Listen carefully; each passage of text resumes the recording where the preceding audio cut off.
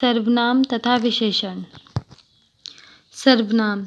सर्वनाम उस विकारी शब्द को कहते हैं जो पूर्वापर संबंध से किसी संज्ञा के बदले आता है, जैसे मैं, तुम, वह, यह इत्यादि। सब नामों के बदले जो शब्द आते हैं उन्हें सर्वनाम कहते हैं। संज्ञा से उस वस्तु का या उस व्यक्ति का बोध होता है जो लिखा या बोला गया हो, किंतु सर्वनाम में पूर्वापर संबंध के अनुसार बोध बदलता रहता है। जैसे लड़का के लिए यदि वह आता है तो वह कहने से लड़के का बोध पूर्वापर संबंध के कारण होता है। हिंदी में 11 सर्वनाम हैं। मैं, तू, आप, वह, यह, जो, सो, कोई, कुछ, कौन, क्या। प्रयोग के अनुसार सर्वनाम के 6 भेद हैं। पुरुषवाचक सर्वनाम, निजवाचक, निश्चयवाचक, अनिश्चयवाचक, संबंधवाचक तथा प्रश्नवाचक। पुरुषवाचक सर्वनाम। पुरुषवाचक सर्वनाम किसी व्यक्ति के नाम के बाद आता है। उत्तम पुरुष में वक्ता या लेखक होता है, मध्य पुरुष में पाठक या श्रोता तथा अन्य पुरुष में लेखक, पाठक या वक्ता। श्रोता के अतिरिक्त अन्य लोग आते हैं। उत्तम पुरुष में मैं, हम, और ये बहुवचन है। मध्यम पुरुष तू या तुम, आप लोग, बहुवचन। अन्य पुरुष वह, यह, ये, वे, बहुवचन। निजवाचक सर्वनाम। निजवाचक सर्वनाम का रूप आप है, लेकिन पुरुषवाचक सर्वनाम मध्य रूप बहुवचन में प्रयुक्त होने वाले आप से भिन्न होता है। इस सर्वनाम का प्रयोग किसी निराकार तथा अवधारण के लिए होता है, जैसे मैं आप ही चला आया था। मैं आप ही चला आया था।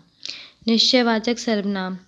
जिस शब्द के प्रयोग से वस्तु या वक्ता की दूरी का पता चलता है उसे निश्चयवाचक सर्वनाम कहते हैं। जैसे वह, यह कोई भला काम नहीं है, वह कौन आ रहा है। अनिश्चयवाचक सर्वनाम। जिस सर्वनाम से किसी निश्चित वस्तु का बोध न हो उसे अनिश्चयवाचक सर्वनाम कहा जाता है। जैसे कोई, कुछ, उसने कुछ खाया कि नहीं, कोई आ रहा है।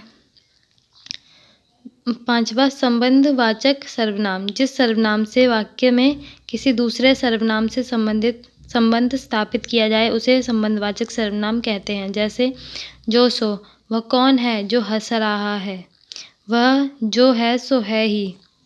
प्रश्नवाचक सर्वनाम। प्रश्न करने के लिए जिन सर्वनामों का प्रयोग होता है उसे प्रश्नवाचक सर्वनाम कहते हैं। जैसे कौन, क्या, वह कौन जा रहा है, तुमने क्या खाया है। क्या का प्रयोग जड़ पदार्थों के साथ ही होता है तथा कौन का प्रयोग चेतन जीवों के लिए होता है। सर्वनाम के अतिरिक्त कुछ ऐसे भी शब्द हैं जिन्हें संयुक्त सर्वनाम की कोटि में रखा जाता है।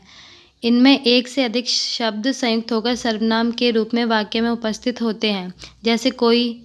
जैसे जो कोई, सब कोई, कुछ और कुछ एक, कोई न कोई इत्यादि। संयुक्त सर्वनाम स्वतंत्र रूप से या संज्ञा अथवा मूल सर्वनाम के साथ प्रयुक्त होते हैं। सर्वनाम का रूपांतरण पुरुष, वचन और कारक की दृष्टि से होता है। इनमें लिंग भेद के कारण रूपांतरण नहीं होता। जैसे वह खाता है, वह खाती है। संज्ञा के समान व्याकरण में सर्वनाम को 2 वचनों में बांटा गया है, एकवचन तथा बहुवचन।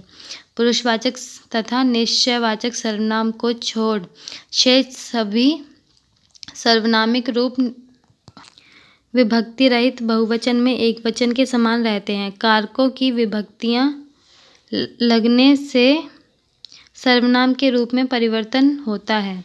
वचन और कारक के प्रभाव में सर्वनाम में परिवर्तन होता है। कतिपय सर्वनामों के रूप परिवर्तन इस प्रकार हैं। पुरुषवाचक सर्वनाम उत्तम पुरुष। कारक हैं कर्ता, मैं, मैंने, हम, बहुवचन इसका हमने। कर्म मुझे, मुझको, हम, हमको। करण मुझसे, मेरे द्वारा, हमसे, हमारे द्वारा। संप्रदान मुझको, मुझे, मेरे लिए, हमको, हमें, हमारे लिए। अपादान मुझसे, हमसे। संबंध मेरा, मेरी, मेरे, हमारा, हमारी, हमारे। अधिकरण मुझ में, मुझ पर, हम में, हम पर। पुरुषवाचक सर्वनाम मध्यम पुरुष तू। कारक कर्ता तू, तूने, तुम, तुमने। कर्म तुझे, तुझको, तुम में, तुमको। करण तुझसे, तेरे द्वारा, तुमसे, तुम्हारे द्वारा। संप्रदान तुझको, तेरे लिए, तुमको, तुम्हारे लिए। अपादान तुझसे, तुमसे। संबंध तेरा, तेरी, तेरे, तुम्हारा, तुम्हारी, तुम्हारे। अधिकरण तुझ में, तुम में, तुम पर। पुरुषवाचक सर्वनाम अन्य पुरुष। कारक कर्ता एक वचन और बहुवचन। वह, उसने, वे, उन्होंने। कर्म उसे, उसको, उन्हें, उनको। करण उससे, उसके द्वारा, उनसे, उनके द्वारा। संप्रदान उसको, उसके लिए, उसे, उनको, उन्हें, उनके लिए। अपादान उससे, उनसे। संबंध उसका, उसकी, उसके, उनका, उनकी, उनके। अधिकरण उसमें, उस पर, उसमें, उन पर। अन्य सर्वनाम शब्दों में भी कारकीय चिन्होपसर्ग के प्रयोग द्वारा रूप परिवर्तित होते हैं। विशेषण जो शब्द संज्ञा या सर्वनाम की विशेषता बताते हैं, ऐसे शब्दों को विशेषण कहते हैं। जिसकी विशेषता बताई जाती है उसे विशेष्य कहते हैं।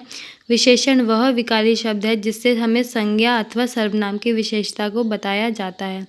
विशेषण वस्तु या व्यक्ति के बोध को सीमित कर देता है। विशेषण के भेद 3 हैं: गुण, संख्या तथा परिमाण के आधार पर विशेषण के 3 भेद। पहला सार्वनामिक विशेषण, दूसरा गुणवाचक विशेषण तथा तीसरा संख्यावाचक विशेषण। पहला सार्वनामिक विशेषण। पुरुषवाचक तथा निजवाचक सर्वनाम मैं, तुम, वह के अतिरिक्त अन्य सर्वनाम यदि किसी संज्ञा के पहले आते हैं तब वे सार्वनामिक विशेषण कहलाते हैं। जैसे वह मजदूर नहीं लौटा, यह आदमी भरोसेमंद है। यहाँ मजदूर तथा आदमी संज्ञा के पहले सर्वनाम वह और यह उस संज्ञा की विशेषता निर्धारित करते हैं। अतः ये सार्वनामिक विशेषण हैं। व्युत्पत्ति के आधार पर सार्वनामिक विशेषण के 2 भेद हैं: मौलिक सार्वनामिक विशेषण तथा यौगिक सार्वनामिक विशेषण। दूसरा गुणवाचक विशेषण। जिस शब्द से संज्ञा का गुण, दशा, स्वभाव का पता चलता है उसे गुणवाचक विशेषण कहा जाता है। सार्वनामिक विशेषण शब्द इसी कोटि में आते हैं, जैसे नया, पुराना, प्राच्य, पाश्चात्य, काला, पीला, नीला, भला, बुरा, उचित, अनुचित इत्यादि।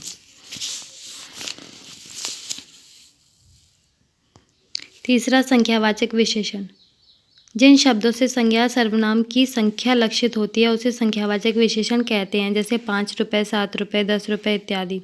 संख्यावाचक के 3 मुख्य भेद हैं: निश्चित संख्यावाचक, अनिश्चित संख्यावाचक तथा परिमाणवाचक। निश्चित संख्यावाचक का बोध कराने वाले शब्दों 1, 3, 10 इत्यादि को निश्चित संख्यावाचक तथा अनिश्चित संख्या का बोध कराने वाले शब्दों कुछ, सब इत्यादि अनिश्चित संख्यावाचक विशेषण हैं। प्रयोग के आधार पर निश्चित संख्यावाचक विशेषण के 5 भेद हैं: गणवाचक, क्रमवाचक, आवृत्तिवाचक, समुदाय बोधक तथा प्रत्येक बोधक।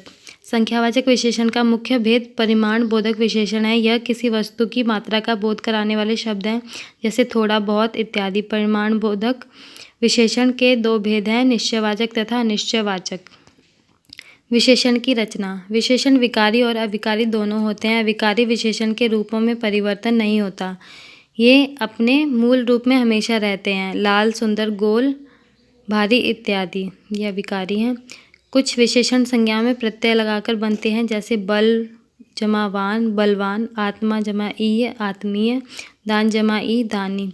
तुलनात्मक विशेषण हिंदी में मूल शब्द में तर और तम लगाकर बनाए जाते हैं, जैसे लघु से लघुतर, लघुतम, उच्चतर से उच्चतर, उच्चतम इत्यादि। विधेय विशेषण उस विशेषण को कहते हैं जो संज्ञा विशेष्य के बाद आता है।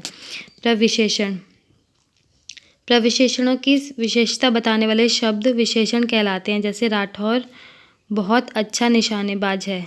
यहाँ अच्छा विशेषण की विशेषता बताने वाले शब्द बहुत प्रविशेषण है।